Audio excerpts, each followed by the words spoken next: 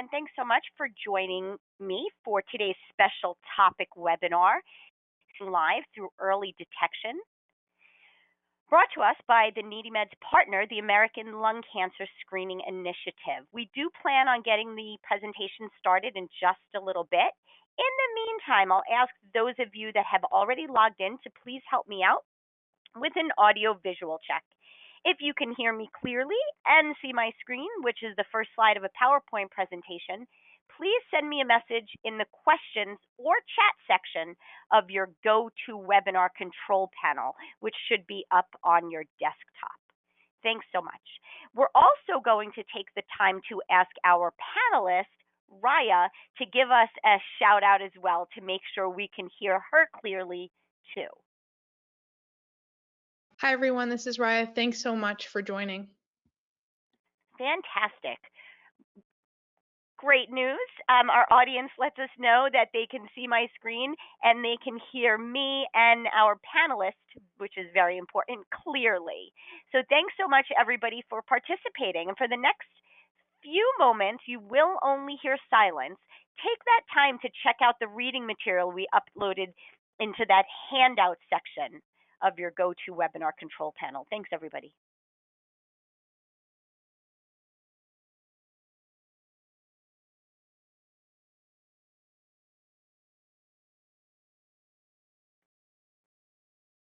Hello, everyone. Thanks so much for joining today's NeedyMeds special topic webinar, Saving Lives Through Early Detection, Lung Cancer Screening, presented by the American Lung Cancer Association's Screening Initiative. My name is Carla. I'm the Director of User Engagement at NeedyMeds. And before we get started, I'd like to offer a few points so you can make the most out of today's presentation. First of all, you can ask questions at any time by typing them into the questions section of your GoToWebinar control panel. Just know that we will reserve answering questions until the end. If we don't get the chance to answer your specific question, we will follow up with you by email. But of course, we will provide the contact information for both of our organizations at the end of the presentation. Also, this webinar is being recorded and will be added to the NeedyMeds YouTube channel, which we hope you subscribe to. And as you saw a couple of slides ago, we did upload some materials we thought you'd be interested in, along with our PowerPoint slide decks, into that handout section of your GoToWebinar control panel. So let's dive in today with what is NeedyMeds for those of you who are not familiar with us.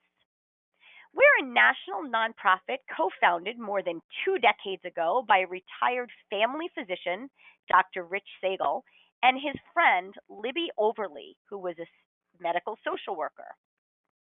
What you're looking at on the screen is our mission statement. But simply put, NeedyMeds connects people to programs that will help them afford their healthcare expenses. And we do that free and anonymously through our toll-free helpline and our website. And that's 1-800-503-6897 and needymeds.org. What you're looking at now is a screenshot of our homepage. And I always like to put that up because our website is really the face of our organization. And it also gives me a chance to point out just some resources, such as if you are looking for help affording your healthcare expenses, check out that Healthcare Savings tab. Right next to that is the Education tab, where you can find other upcoming webinars. You can sign up for our monthly e-newsletter and order brochures, for example. I did mention that today's webinar is being recorded, and you will be able to find that recording on our YouTube channel, which an icon and a link to it is at the top right of our homepage, with the rest of the social media icons. It's the third one from the left. You can also see other upcoming webinars and register for them on the calendar of events on the bottom right hand of our homepage. So let's get started with today's presentation. As you just saw, an important part of our mission is educating people. And of course, we do that by letting them know about NeedyMeds and the resources we offer. But we also let them know about other reputable organizations and resources to help them, their loved ones, their patients, or clients on their health journeys. So, with that, let me tell you a bit about our partner who's presenting today, the American Lung Cancer Association. And I'm sure you've heard of them. They're a nationwide nonprofit dedicated to raising awareness for early detection of lung cancers through screening. They are currently busy working with representatives across the entire country to make access to screening a reality for all. Super important. And our guest today is Raya Suleiman. She's a team member at the American Lung Cancer Screening Initiative, where she advocates for early detection through screening. Raya is going to discuss with us the benefits of screening and tips on how we can all prevent lung cancer. So, without further ado, and I always say this, hopefully seamlessly, I'm going to go ahead and pass the mic and the screen to Raya. And as she grabs that, which she did very quickly, I'll remind everybody that as Raya is speaking and you do have questions, you can type them into that message or chat section on your GoToWebinar control panel. I think Raya is going to remind you of some of that as well. And with that, I'm going to go ahead and pass the mic to Raya. Enjoy today's presentation, everyone, and thanks for being here. Thank you so much, Carla, for that wonderful introduction, and thank you to NeedyMeds for this great collaboration. We're so excited to be working with you all. And thanks to everyone who's joining in. We really appreciate you taking the time out of your day to learn more about this really important topic. So just without further ado, my name is Raya Suleiman, and I am a member of the American Lung Cancer Screening Initiative, or ALSI for short. And today we're going to be giving a presentation on lung cancer and lung cancer screening. And again, we're so grateful for the opportunity to present to you all. So before we get started, I'd like to request that everyone stays muted during the presentation, and we are so excited for our Q&A session at the end. Again, if we don't answer your specific question, we will definitely reach out via email to get that question answered. If you're interested in learning more about ALSI or working with us, we'd love to invite you to visit our website at www.alcsi.org. And please feel free to email us with any questions. Our email is info@alcsi.org. So before I jump into the meat of my presentation, I'd like to share a little bit about what the American Lung Cancer Screening Initiative does. ALSI is a 501c3 nonprofit that works to raise awareness for lung cancer and lung cancer screening. We're fortunate enough to have a team of over 50 passionate students and doctors located across the United States. We've worked with community organizations like the South Asian Network and the American Indian Cancer Foundation, as well as city and state health departments, including the NYC and Connecticut health departments. We hope that in educating communities about lung cancer and lung cancer screening, that all high-risk community members will be encouraged to seek early detection. Today, we'll discuss both lung cancer and lung cancer screening, addressing questions such as how common lung cancer is, what lung cancer screening is, and how you or a loved one can get screened. So to start things off, lung cancer is unfortunately very common. It's the second most common cancer in the United States, excluding skin cancer, and it's also the most fatal. So this graph shows the American Cancer Society's estimates for the number of new cancer cases in the US, and it estimates new cancer cases in 2021 for the 4 most common cancers. And as you can see, it's estimated that about 235,760 people will be diagnosed with lung cancer in 2021 alone in the United States. And to put this number in perspective, it's estimated that about 6% of people will develop lung cancer during their lifetime in the US, and that means about 1 in every 15 men and 1 in every 17 women will be diagnosed with lung cancer. Moreover, not only is lung cancer very common, it's also very fatal.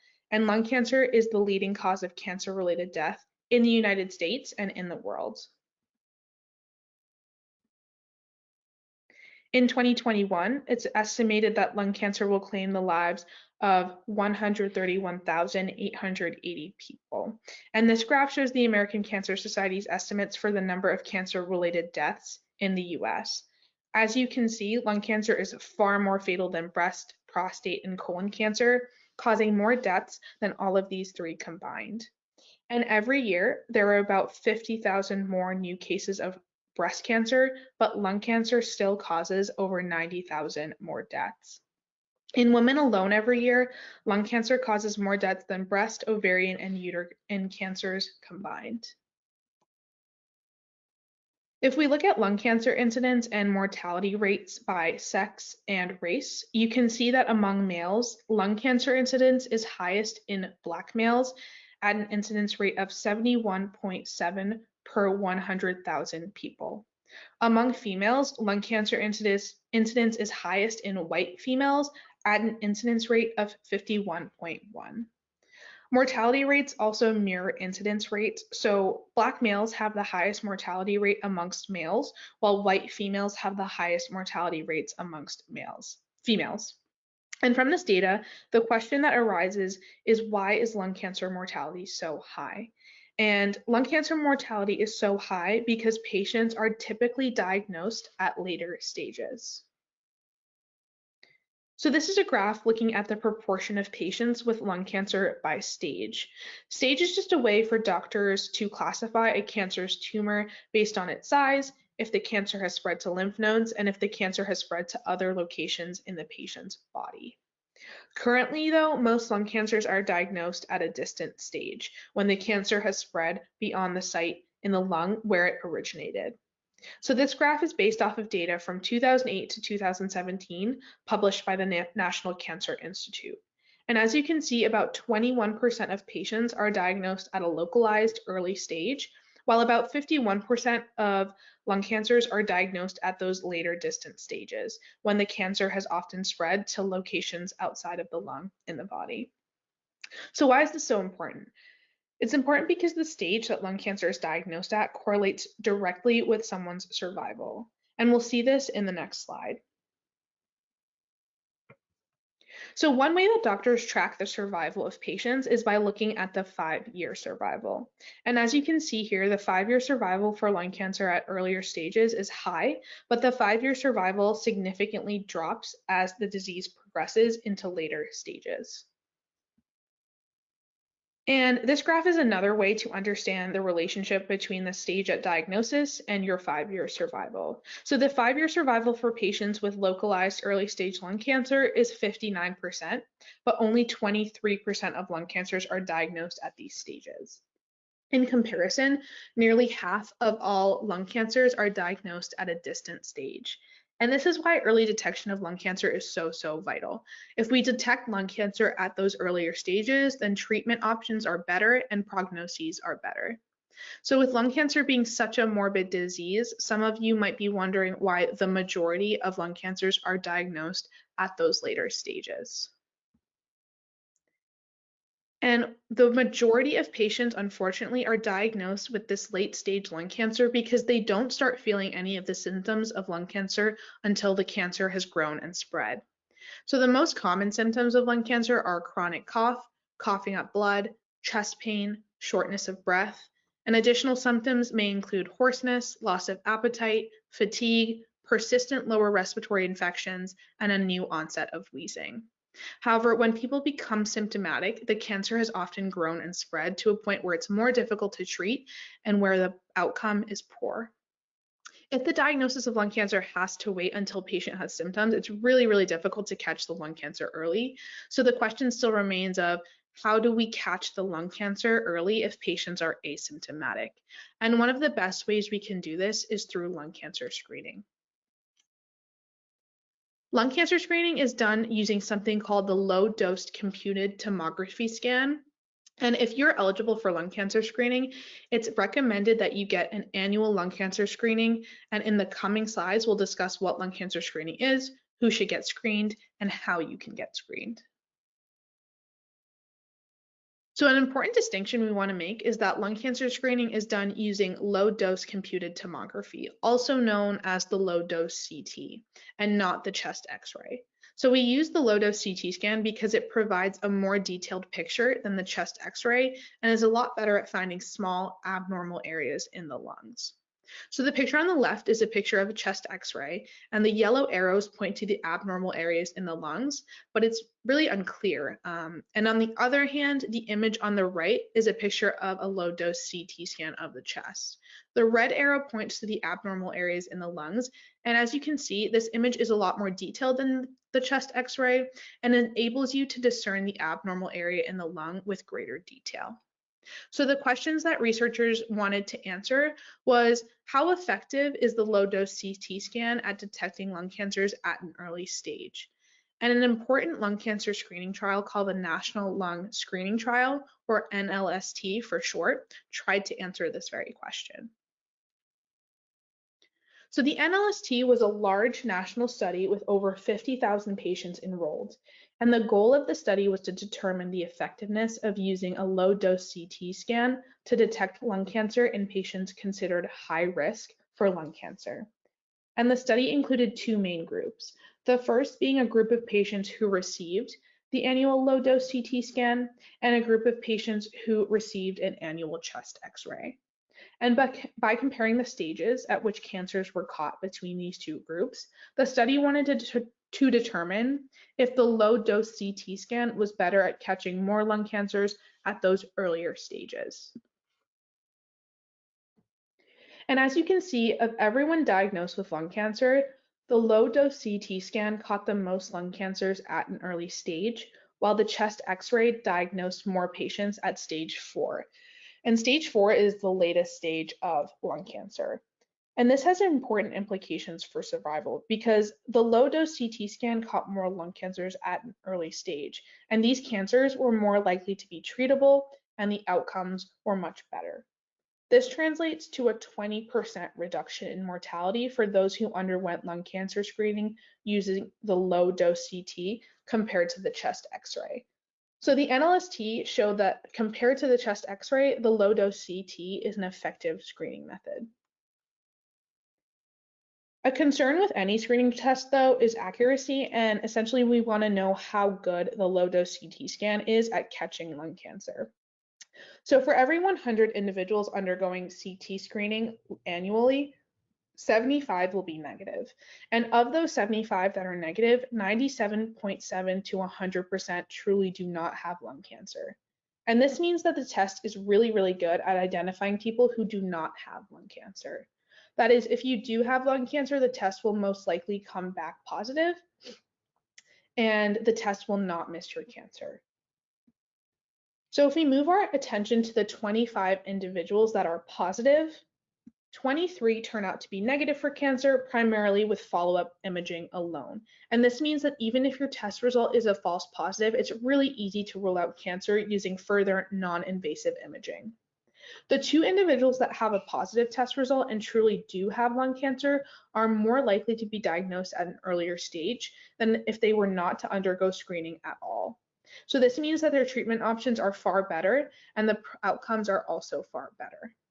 So the results of the NLST were published in 2011, which was 10 years ago, and several studies since then have been published, further confirming the life-saving benefit of lung cancer screening in high-risk populations. And one of the most important of these trials is the Nelson trial. So in February of 2020, the results of the Nelson trial were published, and like the NLST, the Nelson trial had two groups. However, unlike the NLST, the Nelson had a group that received low-dose CT scans and a group that received no screening at all. A total of 13,195 men and 2,594 women between the ages of 50 and 74 were randomly assigned to undergo CT screening at the baseline, year 1, year 3, and year 5.5, or no screening at all. And the results confirmed the life-saving benefit of lung cancer screening by low-dose CT. In the screening group, 58.6% of lung cancers were diagnosed at stage 1, which is the earliest stage. In non-screening groups, 13.5% of lung cancers were diagnosed at stage 1. So there's a really big difference there in the two groups. And early detection we saw translates into a reduction in mortality. In the low-dose CT group, there was a 24% reduction in lung cancer mortality in men and a 33% reduction in lung cancer mortality in women when compared to the no screening group. The Nelson trial also showed that with improvements in low-dose CT technology, the false positive rate was reduced significantly. So we've shown again and again that lung cancer screening significantly reduces lung cancer mortality, but we still want to know who should get screened for lung cancer. So the United States Preventative Services Task Force, also known as the USPSTF, sets guidelines for who should be screened for lung cancer. And right now, they recommend that people between the ages of 50 and 80 who have a 20-pack year smoking history or greater and who are current or former smokers who quit within the past 15 years get annual low-dose CT scans. And the current screening guidelines, as we've seen, require you to have a 20-pack year smoking history. And a pack year is probably a term that most people have not heard of before, but it's just a way for your doctor to track your smoking history over a period of time in a standardized way. And a pack year is defined as smoking a pack of cigarettes per day for a year. So for example, if you were to smoke 1 pack a day for 20 years, that would equate to a 20-pack year smoking history. Alternatively, if you were to smoke 2 packs a day for 10 years, that would also equate to a 20-pack year smoking history. So the important takeaway here is that there are many different ways to reach a 20-pack year smoking history, and that pack year is just a way to help your doctors track your smoking history and make the best screening decision for you. I'd also like to point out that the USPSTF guidelines were recently updated. So the USPSTF had slightly different guidelines a little over a month ago, which is shown on the screen, and updated their screening guidelines on March 9th of 2021. The previous screening guidelines only recommended that individuals between the age of 55 and 80 with a 30-pack year smoking history or more get screened.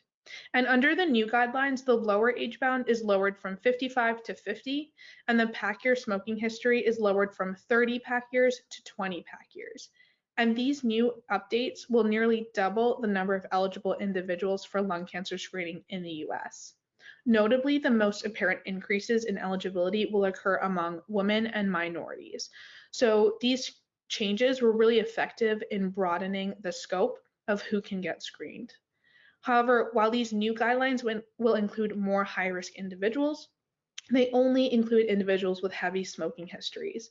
And there are other risk factors for lung cancer that are not always accounted for in the current screening guidelines.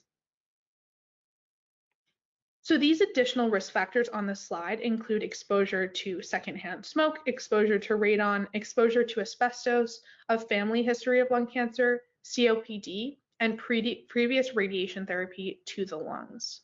It's really important that we recognize these additional risk factors, and while lung cancer has a really strong association with smoking, there are a large number of people in the US who have never smoked that still get lung cancer. So never smokers are defined as individuals who have smoked less than 100 cigarettes in their lifetime. And because lung cancer has such a strong association with smoking, people are often surprised to learn that lung cancer in never smokers accounts for about 10 to 20% of lung cancer diagnoses and is the 7th leading cause of cancer-related death in the US and in the world. More never smokers actually die from lung cancer each year than people die from ovarian cancer.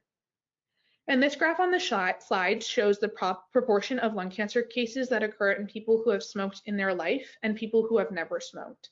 It's further broken down by whether or not they are current, former, or never smokers.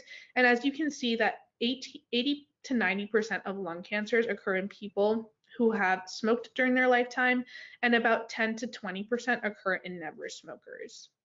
Interestingly, women are more likely to be never smokers when diagnosed with lung cancer.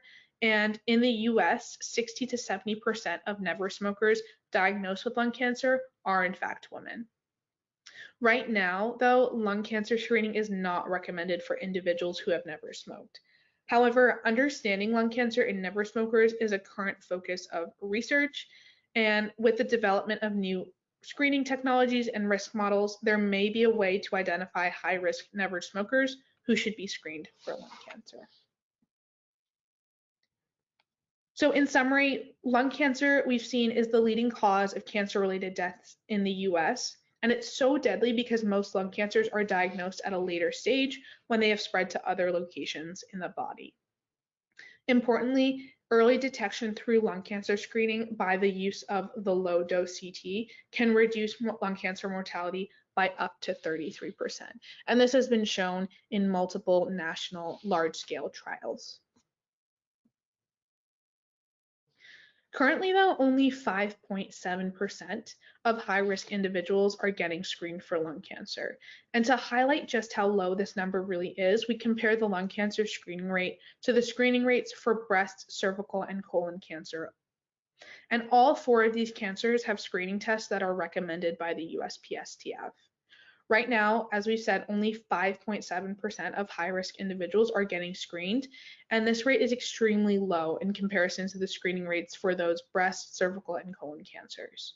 The American Lung Association estimates that if we were to screen every high-risk individual recommended by the USPSTF in the US, we would save about 48,000 lives. However, we're only screening at that 5.7% rate, which means that a lot of lives could be saved and are not being saved.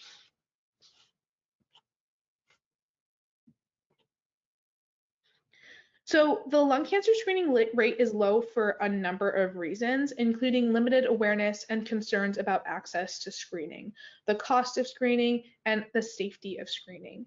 In the following slides, we're going to discuss each of these topics, and the important takeaway is that lung cancer screening can help reduce an individual's risk of dying from lung cancer.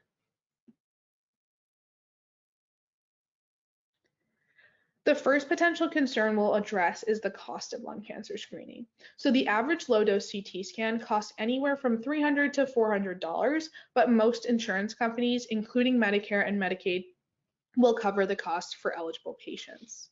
There are a few exceptions. Medicare will only cover lung cancer screening until the age of 77. Not all Medicaid plans cover lung cancer screening, and patients will still typically pay the usual fees for provider appointments before or after the scan itself. As I just mentioned, unfortunately, not all state Medicaid plans cover lung cancer screening. And here's a map updated in September of 2021 showing which states Medicaid plans do and do not cover for lung cancer screening. Blue states, including Massachusetts, have state Medicaid plans that cover lung cancer screening. Purple states do not have lung cancer screening Medicaid plans, and pink states are states in which this information is not readily available. The first step to getting a patient screened for lung cancer is having them talk to their primary care provider. And there are certain questions a primary care provider has to ask and topics that have to be discussed. And one of these is a patient's Pacquiao smoking history, as we've discussed before. So it's really important that if you or a loved one is concerned about your risk of lung cancer, that you speak as honestly as possible to your primary care provider about your smoking history so that they can make a really informed decision about whether or not you're eligible for screening. To find an accredited lung cancer screening center, you can always go to the American College of Radiology's website and just type in the state or city you live in to find screening facilities near you. As you can see, this map shows Massachusetts and many of its accredited screening centers, and we have many of them in the state. So if you need this resource, it's a great resource to use to find screening centers for you or a loved one. So as far as the experience of getting a low-dose CT scan, it will require you to lay on your back for about 5 minutes, and you'll be doing something very similar to the patient in the photo here. And one thing to note is that the process will not hurt at all. And because this is a low-dose CT scan, you do not need to use contrast. And all that means is there will not be any needles or injections involved. The low-dose CT is typically non-invasive, it's fast, and it's completely pain-free. And additionally, the amount of radiation exposed is very low. So one way a doctor measures the amount of radiation a patient may receive is through a unit called the millisievert, and it's just a way to measure radiation and compare the levels of radiation received during different activities and over time. For the low-dose CT, you'll be exposed to about 1.5 to 2 millisieverts of radiation, and this is a lot lower than a full chest CT scan, which requires a radiation dose of about 8.0 millisieverts. To put that in perspective, you're exposed to about 3.11 millisieverts of radiation a year just from breathing, cosmic radiation, eating, and the radiation from the Earth. So a low-dose CT exposes you to less radiation than you were exposed to just from existing on Earth, which means that the level of radiation you receive from an annual lung cancer screening test is really small. That being said, it's always something that patients can discuss with their primary care provider when they go to see them. So a patient talked with their primary care doctor, that primary care physician referred the patient to a screening center, and they received a low-dose CT scan. What's next? The doctor will typically receive the results of the patient's screening test and will follow up with the patient to go over results. As far as results go, there are three most likely outcomes. The first is that the scans are normal, and in this case, the patient should look to get repeat scans in a year. If the scans are abnormal but probably benign, the patient should talk to their doctor about next steps. This may include more scans, tests, or biopsies. If the scans are abnormal or suspicious, the patient will most likely have to undergo additional testing, such as a biopsy. So lung cancer screening, we've seen saves lives. But a question you still may be wondering is, can individuals get screened for lung cancer during the pandemic? And is it safe to do so? So during the COVID-19 pandemic, the number of cancer screenings has decreased significantly. However, lung cancer won't stop because of the pandemic. If a patient is at high risk for developing lung cancer, it's so important that they get their annual lung cancer screening test. Right now, most hospitals have operating lung cancer screening programs, and patients can wear a mask during the entire screening process. So if the patients follow necessary precautions like wearing a mask, lung cancer screening during the pandemic is safe. The pandemic should not deter patients for getting screened for lung cancer. Additionally, while lung cancer screening has the potential to save many lives, it's so important to address smoking cessation in the context of lung cancer screening. Lung cancer screening is not a substitute for smoking cessation, and smoking cessation is not a substitute for lung cancer screening. Smoking cessation, though, is one of the best ways to prevent lung cancer, and lung cancer screening is the best way to detect lung cancer early. So using both is really your best way to fight the disease. For every year an individual quits smoking, the risk for lung cancer is reduced by 8 to 17%, depending on the kind of lung cancer that a person is dealing with. Another reason that smoking cessation is important is because it's required by Medicare and Medicaid services for lung cancer screening programs. However, we do understand that smoking cessation can be really difficult, and there are a lot of resources for people trying to quit smoking. There's the Quit Line, and there are a lot of resources online for you to access in your smoking cessation journey. As the presentation comes to a conclusion, we want to end on what we, the American Lung Cancer Screening Initiative, are doing to begin the widespread awareness, education, and advocacy efforts necessary to increase the lung cancer screening rate. Lung cancer, as we've said, is the deadliest cancer in the world, and while lung cancer screening can save so many lives, very few high-risk individuals are currently getting screened. We're working to address all aspects of this issue, and recently we wrote and advocated for House and Senate resolutions expressing support for Lung Cancer Awareness Month and early detection through lung cancer screening. Last December, our Senate resolution was passed by unanimous consent, and additionally, we're working to teach communities across the country about lung cancer and lung cancer screening. Lung cancer, again, is the deadliest cancer in the world. By working together, we can overcome it and save millions of lives.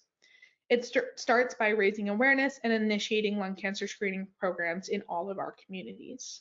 We believe that educating communities, especially students, about lung cancer and lung cancer screening is crucial to lowering the number of deaths associated with the disease. And people just like you can impact and influence the healthcare of the patients and loved ones. And we hope that by educating about most important measures that can be taken, we'll not only be able to help family members, but ourselves and our general healthcare system. So again, we always have upcoming events at the American Lung Cancer Screening Initiative.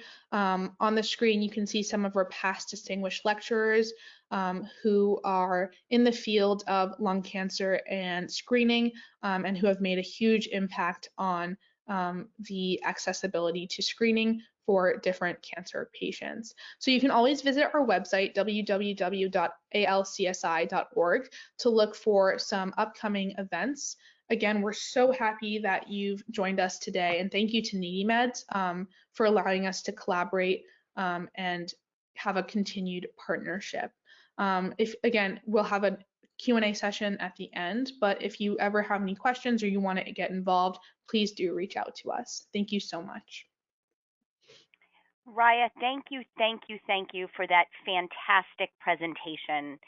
It was what I so much like about your presentation and the whole approach of the American Lung Cancer Screening Initiative is they take a scary topic, they make it a little bit less scary by making sure that the public is educated and informed about it.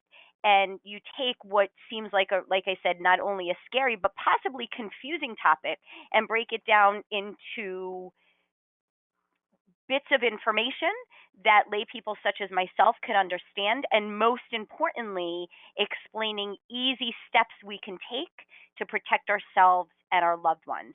And of course, for those joining us for this presentation that are in the healthcare profession, certainly being educated so you can share your knowledge with patients and clients. So a big thank you to Raya. One thing that I will say, and I can see our audience was engaged as well as some of the comments that I'm getting, that one of the things that blows me away is the statistics about the prevalence of lung cancer and how other risk factors, in addition to smoking, can actually cause lung cancer enough that they're statistically significant. I mean, I believe, and correct me if I'm wrong, the statistics shows that there are between 10 and 20% of people diagnosed with lung cancer were never smokers. And that surprises me. And again, I'm getting comments from our audience that they agree. They're shocked by that as well.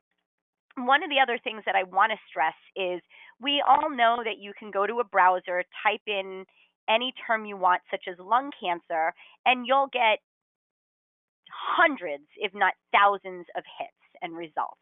But the important thing is making sure the information that you get is accurate and current and reliable. And so if you do have any questions about lung cancer or lung cancer screening, please do turn to our partner, the American Lung Cancer and the American Lung Cancer Screening Initiative. So I do want to get to questions that are coming in for Raya. Before we get there, I want to remind everybody that NeedyMeds is here also as a source of support, especially when it comes to help affording or saving on your healthcare expenses. What you're looking at on your screen right now are all of those healthcare savings options that will pop up under that healthcare savings tab on NeedyMeds.org that I pointed out at the beginning of the presentation. If you would like to learn more, of course, visit our website and check it out. Reach out to one of our call center counselors or join us for a pre-recorded or live overview webinar that will cover what NeedyMeds is. We'll do an explanation of what all of these healthcare savings categories are and how to find what you need quickly on our website. To find pre-recorded webinars, visit our YouTube channel, and again, you can find that on the top right side of our homepage, or join us for an upcoming live webinar, and you can find those under that education tab, but also on the bottom right calendar of events. So I do hope to see your name pop up in those future webinars. Now, I want to get to those questions that came in for Raya during her presentation. As we get to those, I want to leave up the contact information for both the American Lung Cancer Screening Initiative as well as NeedyMeds, and that's at the bottom of the screen. So, Raya, one of the questions coming in from our audience, and I'm guessing these are probably questions you've gotten in the past, is why were changes made to the previous screening guidelines? I think that's a really great question and one I'm curious about myself. Yeah, thank you so much for that question. That's a great question, and it's really important because certain individuals that weren't previously included in those past guidelines are now included. And so one of the biggest reasons that changes were made was because the past guidelines weren't really including minoritized individuals and a lot of female patients who were eligible for screening but were not caught under those guidelines. So the really important takeaway here is that the most updated screening guidelines by the USPSTF broaden the cohort of eligible individuals, and in that cohort is more people of color and more women. So it's really important that those changes were made. So thank you so much for that question. So important that our audience member asked that and gave you the opportunity to drive home that important point. And it also goes back to what I was saying before, that if you want reliable and up to date information about this topic, it's important to go to a reliable source, which is the American Lung Cancer Screening Initiative. I actually have another question coming in from an audience member that's a little bit of a follow up to this one, which is it recommended for non smokers or never smokers to get screened under the current or updated guidelines? Yeah, that's another wonderful question. So thank you. So currently, the screening guidelines recommend people who have a 20-pack year smoking history or more to get screening. So the short answer is no. If you're not a smoker and you've never smoked, you are not currently recommended for screening. And additionally, if you have smoked less than a 20-pack year smoking history, you are also not recommended for screening. But that said, you should always talk to your primary care physician about your individual risk factors, and those may not include smoking per se. And there are currently a lot of research papers and clinical trials that are being executed to examine the relationship between never smokers and risk of lung cancer. Because as you said, about 10 to 20% of those who are diagnosed with lung cancer are never smokers. And one of those studies is the TALENT study that takes place in Taiwan that is currently being executed. So just look out for that. And if you have any questions about that study, please feel free to email us on our email. Yeah, great question. And thank you for keeping our audience posted about a study that's currently ongoing, which is another reason why people should continue to turn to your website and follow you on social media to see what does the most recent studies share with us. One of the things you did address during your presentation was lung cancer screening during the pandemic. Unfortunately, we still are in a pandemic. And I'm getting questions from more than one audience member asking you really to talk a little bit about the safety or whether or not people really should still get screened during the pandemic. Yeah, so I think this is a really important question, especially given that we're still fighting this COVID-19 pandemic. Unfortunately, lung cancer will not stop because of the pandemic, and I think it's really important that if you're eligible for screening, that you get your annual CT, because again, finding that lung cancer early is instrumental in a positive outcome. So as long as you're wearing a mask and as long as you're taking the necessary precautions, your doctor's office or screening center should be in compliance with all COVID-19 precautions, and you should be safe in that environment. So yes, the short answer is yes, please do get screened for lung cancer if you're eligible during the pandemic. Thank you so much, Raya, and thank you for addressing that, especially because, as I said, we did get a bunch of comments and questions about that. And I also do like that you pointed out many times and stressed really that being educated and finding out information and about lung cancer and lung cancer screening initiative is super important. But as you've said many times, it's always also important to turn to your own doctor or healthcare provider for any questions you may have about you or your loved one specifically. So we do try to keep the question segment brief. So with that, we are going to wrap up today's presentation, but I will remind everybody that if you did ask a question that we didn't get the chance to answer, we will follow up with you by email as soon as we can, but don't hesitate to reach out directly either to the American Lung Cancer Screening Initiative at the contact information on your screen or to NeedyMeds at the contact information at the bottom of that slide. I want to thank my friend and colleague Raya for taking time out of her day to share her expertise with the NeedyMeds audience. And thank you so much to our audience for joining us today. As I said before, we do hope to see your name pop up in future webinars. Thanks so much, everybody, and have a happy and healthy rest of the day. Take good care. Bye-bye.